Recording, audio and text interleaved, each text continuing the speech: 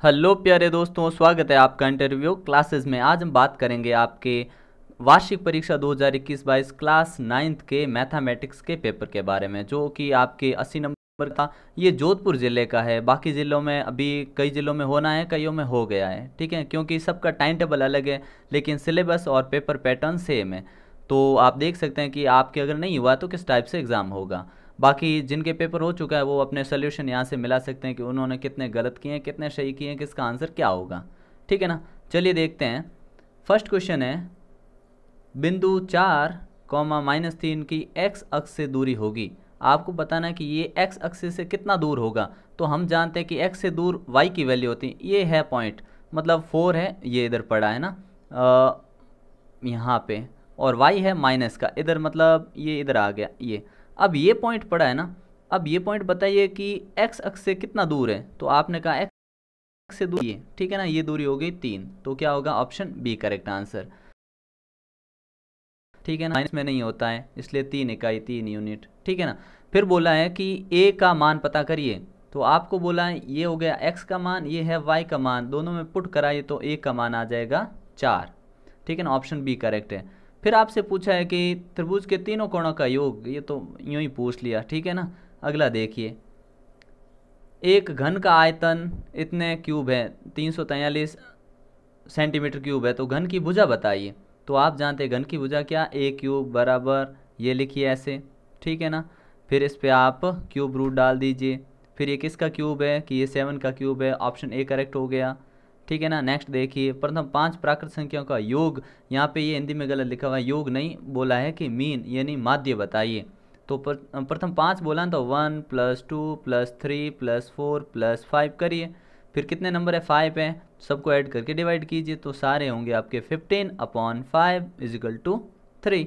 ठीक है ना, ऑप्शन ए करेक्ट आंसर है। फिर नेक्स्ट देखिए, किसी निश्चित घटना की प्रायिकता प्रोबेबिलिटी बतानी है, सर्टेन इवेंटेज। तो आप जानते हैं कोई भी घटना होएगी तो 1, नहीं होएगी तो 0। तो ऑप्शन क्या हो गया, बी। यदि किसी समबाहु त्रिभुज की प्रत्येक भुजा, समबाहु जानते हैं जिसकी तीनों साइड सेम होती है, ये भी ए है, ये भी ए है, ये भी है, तीनों ही ए है, तो पेरीमीटर परिमाप क्या होगा, 3a। तीनों साइड को जोड़ लो। ठीक है ना, 3a। नेक्स्ट देखिए, गोले के आयतन को ज्ञात करने का सूत्र, फॉर्मूला बताना है स्फेयर का। तो आप जानते हैं 4/3πr³। ठीक है ना, थोड़ा सा यहाँ मिसप्रिंट है, यहाँ पे क्यूब लिखना था, ऑप्शन डी सही है। ठीक है ना। फिर आपसे पूछा है 81 की पावर है 1/4 का मान क्या होगा। तो आप जानते हैं कि ये क्या है, ये 3 की पावर 4 है, और 1/4 से 4 कैंसिल हुआ, आंसर आ गया 3। ठीक है ना। अगला देखिए, आपसे पूछा कि इन दोनों के बीच की दूरी। तो आपने कहा ये कौन सी बड़ी बात है, ये लो, ये x-3 इधर होता है। ठीक है, 1 2 और ये 3 वाला पॉइंट, और +2 होता है, 1 2 इधर होता है। अब इन दोनों लाइनों के बीच की दूरी बताओ। आपने कहा 3 पॉइंट ये है, 2 पॉइंट ये, 5।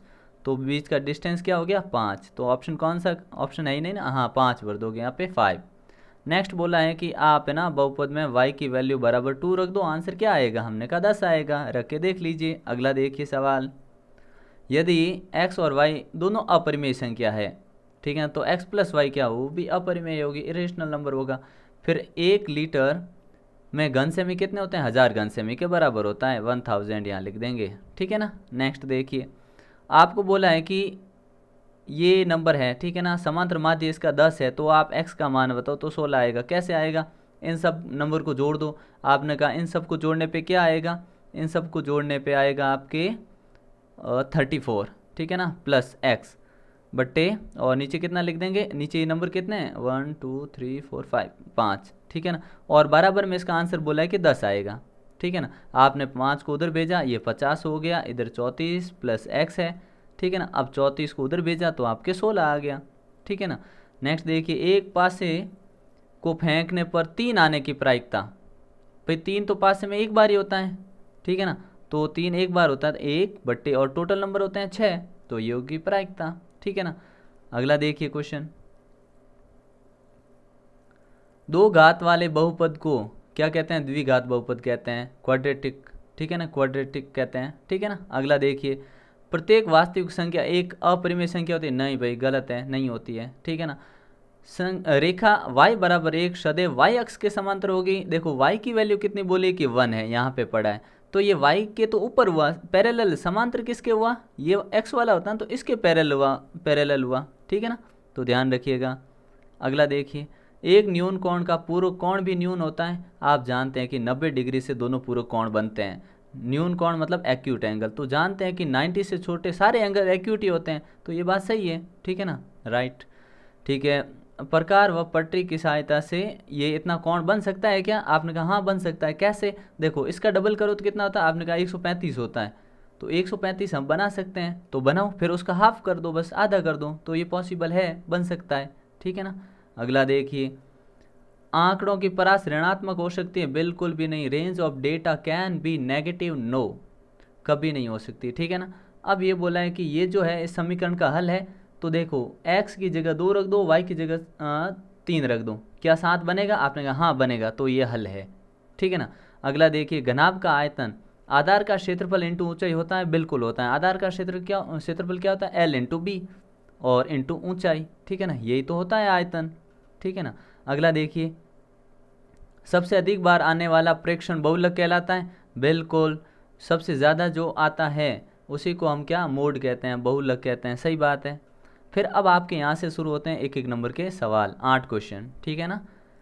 फिर क्या है देखिए, बिंदु ये जो है होकर जाने वाली एक रेखा का समीकरण लिखिए, तो समीकरण आप ये लिख देंगे, ठीक है ना। ध्यान रखिए, जो भी समीकरण आप बनाते हैं वो इक्वल टू 0 के करवाते हैं। क्या ये वैल्यू रखने पे ये 0 बनेगा, तो हाँ बनेगा, तो ये एकदम सही है, ठीक है ना। अगला देखिए, ये है, इसमें आपको बताना है कि रिमाइंडर क्या आएगा, तो इसको इसमें भाग दीजिए, x+1 का भाग दीजिए, तो आपके रिमाइंडर 0 आएगा, ठीक है ना। नेक्स्ट देखिए, आपको बोला है कि ये जो डायग्राम है इसमें 3 और 1, मतलब इन दोनों को आप जोड़ोगे ना, एंगल को 3 और 1 तो होगा 70। तो हमने कहा ये तो वर्टिकली अपोजिट एंगल है, दोनों इक्वल होते हैं, तो इनको हाफ हाफ कर दो, तो ये भी 35 हुआ और ये भी 35 हुआ, ठीक है ना, क्योंकि इन दोनों का सम 70 था। अब आपसे पूछा है कि एंगल 2 का मान लिखिए, तो आपने कहा ये लीनियर पेयर बन रहा है, सरल रेखीय कोण, और ये अगर 35 है तो ये 180 में से घटाओ तो 145 आ गया, ठीक है ना, 145 डिग्री।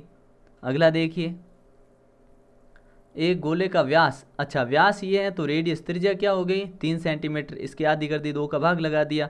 फिर फॉर्मूला बोलो, फॉर्मूला होता है आपके 4/3 पाई आर क्यूब, ठीक है। अब आर क्यूब की जगह 3 × 3 × 3 लिख देना, 22/7 लिख देना इधर। जब आप सॉल्व करोगे तो 113 पॉइंट ये समथिंग कुछ ये वैल्यू आपको मिलेगी, ठीक है ना। अगला देखिए, आपसे पूछा है कि फाइंड द मीडियन, माध्यक ज्ञात करना है। तो माध्यक ज्ञात करने के लिए सबसे पहले छोटे नंबर को आपने कहा 1 लिखा, फिर 1 लिखा, फिर कौन है, फिर आपने कहा 4 है, फिर कौन है 4 है, फिर कौन है, इस प्रकार से नंबर से जमाइए इनको, ठीक है। तो जमाने के बाद आपको आंसर मिलेगा, बीच वाले जो 2 नंबर होंगे वो 4 और 6 होगा, तो उनको जोड़ो और 2 का भाग दो, आंसर 5, ठीक है ना।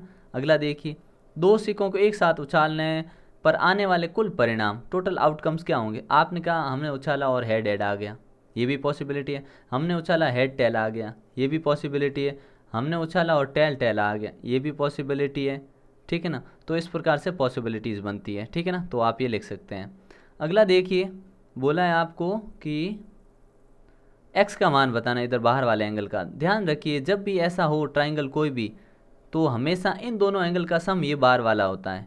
अगर ये तरीका नहीं आता तो सीधा करिए, देखिए ट्राइंगल है ना, ठीक है, ये 70, ये है 50, इसका मतलब ये अंदर वाली साइड कितनी होगी 60, ठीक है। पर अगर ये 60 होगी तो ये लीनियर पेयर है, तो ये 60 है तो यहाँ पे 120 होगा, ठीक है ना। अगला देखिए, यहाँ से आपके 2-2 नंबर के क्वेश्चन स्टार्ट होते हैं। इसमें आपको रेशनलाइज करना था डिनोमिनेटर को, ठीक है ना, हरों का परिमेयीकरण, तो आपके आंसर ये आएगा, कर लीजिएगा सॉल्व, ठीक है ना।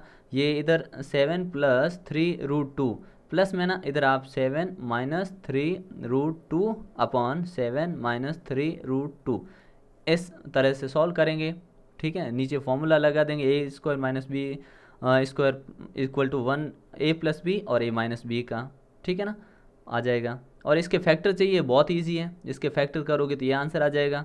नंबर लाइन पे शो करना है, सॉरी PQ के रूप में दिखाना है आपको, तो इसमें भी कोई समस्या नहीं है, ठीक है ना। इसको x मान लो, फिर इसको 10 से मल्टीप्लाई कराओ तो ये आपके आंसर आ जाएगा। ठीक है ना।